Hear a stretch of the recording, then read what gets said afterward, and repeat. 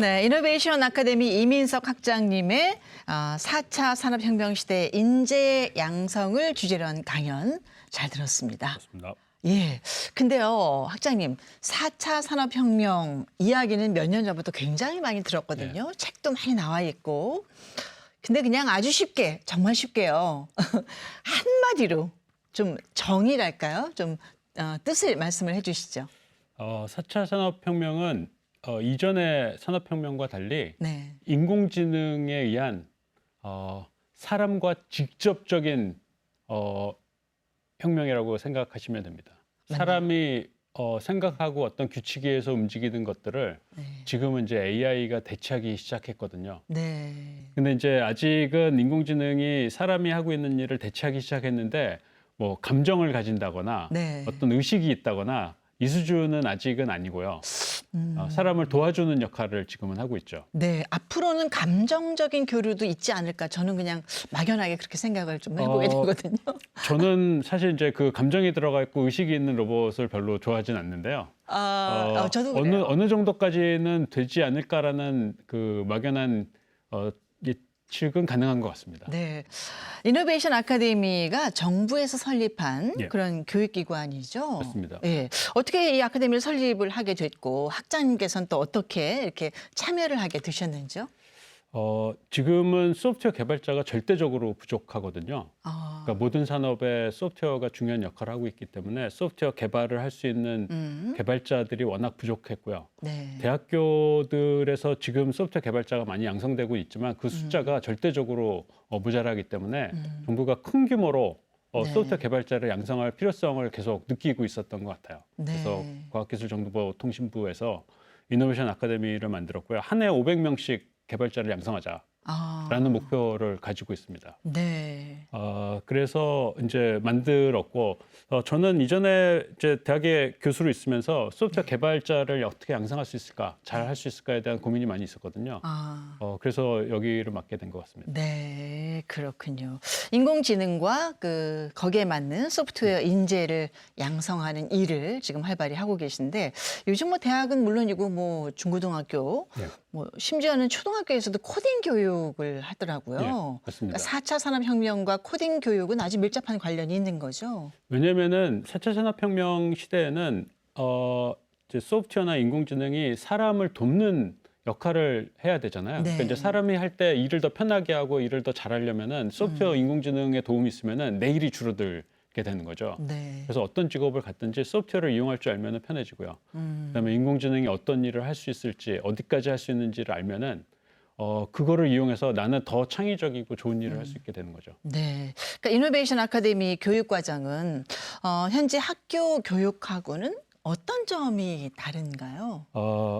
저희는 비학위 과정이고요. 아, 우선 이제 뭐 졸업해도 학위 이런 건 없지만 역량을 키워주는 과정이라고 볼 수 있고 학교에서는 이제 교수님이 강의를 하시게 되잖아요. 네. 교수님이 강의를 하고 진도 나가고 시험을 보고 학점을 받고 졸업을 하고 이렇게 돼 등수도 있는데 있고 예. 그렇죠.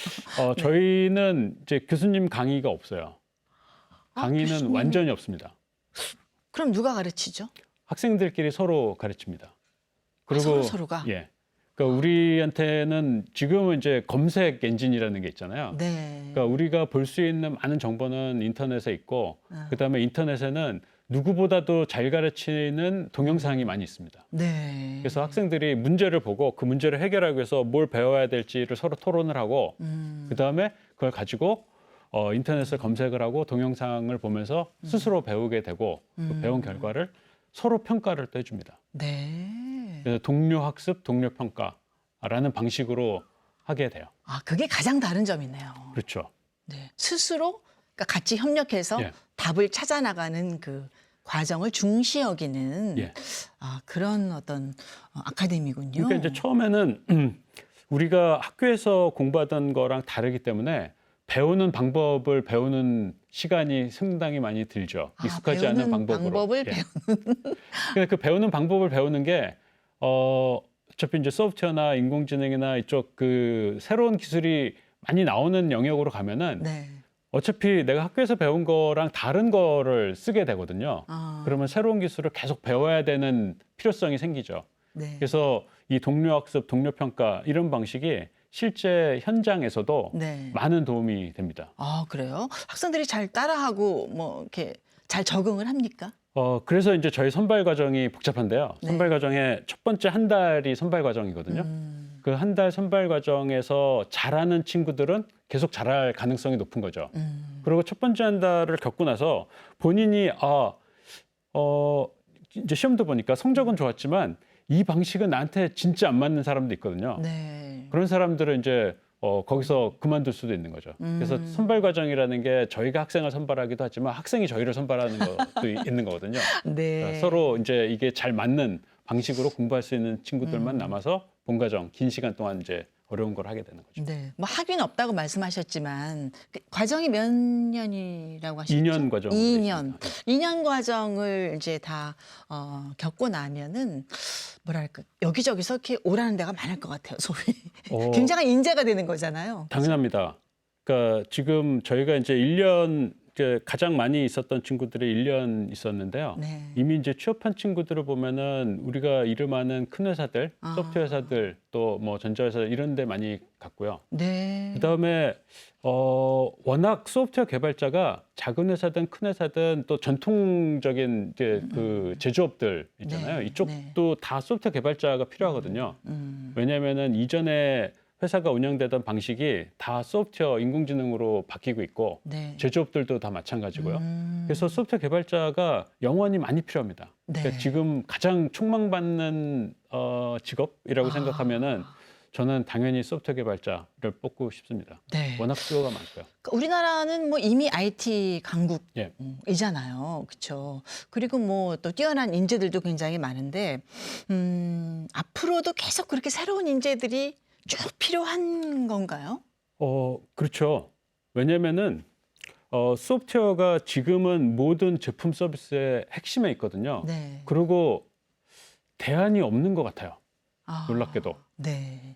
그거는 인공지능이 어떻게 할 수 없는 거네요. 예. 소프트웨어를 그러니까 개발하는 어떤 것은. 게 필요한지, 네. 뭘 해야 될지 이런 거는 아직 인공지능이 못하거든요. 그러니까 사람이 이제 그걸 결정하고 나면은 그 다음부터 그거를 잘하기 위한 거는 이제 소프트웨어나 인공지능이 많이 도와주게 되는데 네, 네. 그렇기 때문에 내가 어떤 회사에서 어떤 직무를 하든 소프트웨어가 절대적으로 필요하게 돼요. 그래서 사실은 이제 소프트웨어 개발자도 필요하지만 다른 거를 공부하는 분들도 네. 소프트웨어를 잘 알면은 훨씬 더 잘할 수 있게 되는 거죠. 아, 예. 그러니까 핵심 내용은 소프트웨어 개발 같은 첨단 기술력 양성에 예. 있는 건데, 근데 그게 다가 아니잖아요. 거기에 못지않게 뭐 동료들 간의 네. 소통이라든가, 뭐 팀워크라든가, 사물의 본질을 꿰뚫는 예. 어떤 통찰력, 철학적인 사고 능력, 인문학적인 소양, 그런 것도 저는 굉장히 중요하다고 맞습니다. 보거든요. 교육 과정에서 그런 것도 좀 이렇게 중요시 여기시는지. 저희 이노베이션 아카데미 교육에는 이제 인문학을 가르친다거나 네. 어떤 철학을 얘기한다거나 그런 거는 그렇진 없습니다. 않죠. 네. 근데 이제 문제 자체는 현실의 문제를 배우게 되거든요. 근데 그 현실의 문제라는 게 대부분 사람과 관련이 있고요. 네. 그 사람이 이런 서비스를 받을 때 어떤 고민을 하고 어떤 욕망을 채워야 되는지에 네. 대해서 고민하지 않으면 답을 구할 수가 없거든요. 그러니까 좋은 답에는 언제나 사람이 개입돼 있고요. 그 사람이 개입된 거를 이제 어떻게 생각해야 되고 어떤 관점에서 봐야 되는지는 늘 학습을 해야 되는 거죠. 네. 그래서 어떤 과제가 주어지고 그 과제의 답을 구하는 과정에서 할 수 없이 인문학이나 철학이나 어떤 논리적인 사고를 할 수밖에 없게 됩니다. 네, 굉장히 솔깃해지는데 그러니까 내가 뭘 모르는가를 아는 것 자체가 큰 공부잖아요. 그럼요. 어떻게 질문하는가, 네. 어떻게 그 길을 찾아 나가는가. 그다음에 또 이렇게 동료 간에 학습하다 보면 서로 소통이라든가 관계 이런 방법도 배우게 되고 그럼요. 사회성이라고나 할까요? 그죠? 실제 이제 소프트웨어 회사를 보면은 소프트웨어가 간단하지 않기 때문에요. 대부분 팀으로 일을 하게 되거든요. 네.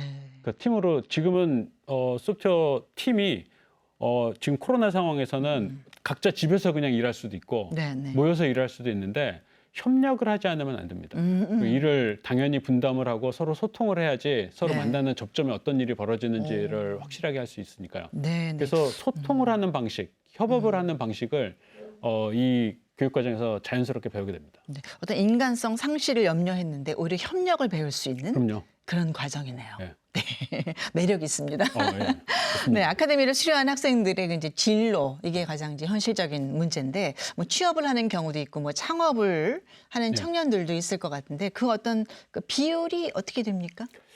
아직은 이제 저희가 1년밖에 안 돼서 졸업한 학생들이 그러니까 네. 저희 수료를 한 학생들이 많지는 않은데 그러니까 취업을 한 학생들은 있고요. 네. 저희가 창업도 학생들이 창업을 할 때 도와주기는 할 텐데요.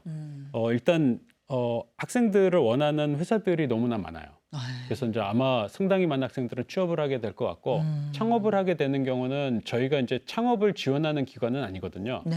그래서 창업을 지원하는 억셀러레이터들, 벤처 캐피탈들 네. 이런 데랑 협력을 해서 그쪽에 창업 프로그램에 우리 학생들이 들어가고 잘 성공할 수 있게 기술은 대신 이제 저희가 학생들한테 가르쳐 주고요. 네. 그다음에 또 저희 학생들 말고 이미 창업을 하고 있는 친구들은 다 소프트웨어 개발자가 없거든요.